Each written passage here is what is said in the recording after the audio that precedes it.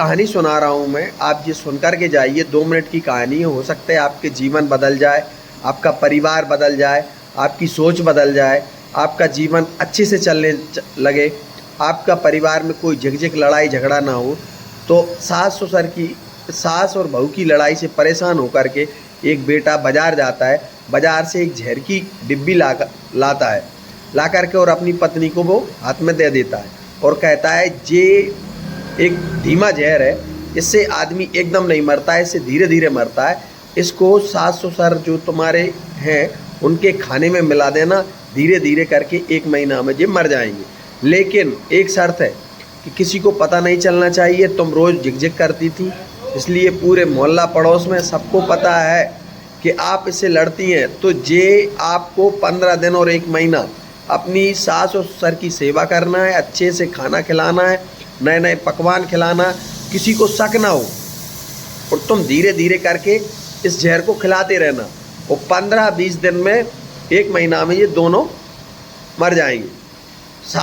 जो बहू थी उसकी लड़के की, वो बहुत खुश हुई और प्रसन्न हुई, कहने लगी अब तो इनका काम तमाम मैं कर ही दूँगी।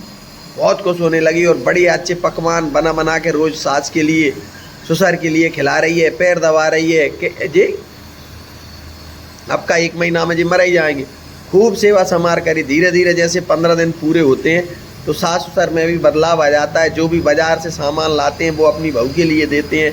हर छोटी बात बड़ी बात, कपड़े रुन्ना लत्ता जो भी लाते हैं वो अपनी बहू के लिए देते हैं। बहू से बहुत प्रेम करने लगते हैं सास और ससुर।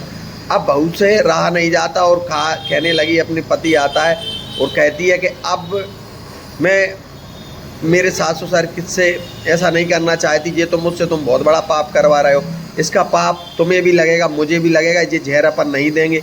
अब तो अपने माँ बाप जो सास ससुर थे बिल्कुल बदल चुके हैं, बिल्कुल जहर ये देना बंद करो, और इनका कोई तोड़ हो तो वो बताओ, इनको मैं मारना नहीं चाहती। बहू बदल जाती है। अब जो वहाँ पे जो जहर की डिब्बी पड़ी हुई थी वो लड़का रहता है, वो उठा करके पी जाता है, और जैसे ही वो पीता है तो वह बहू रहती है वो चिल्लाने लगती है और कहती है कि तुमने ये क्या कर लिया। फिर वो लड़का जो रहता है वो हंसने लगता है और कहने लगता है इसमें कुछ नहीं, जहर महर नहीं था, इसमें एक हाजमा की पुड़िया थी जो कि मैं घर में बदलाव के लिए लाया था कि तुम दोनों सुधर जाओ और एक दूसरे में प्रेम करने लगो। तो मेरे दोस्तों, आप लोगों से मेरा सभी से अनुरोध है, कहने का तात्पर्य ये है कि सास से भी है बहू से भी है कि दोनों मिलजुल कर रहें, एक दूसरे का मान सम्मान करें, एक दूसरे की सेवा समार करें।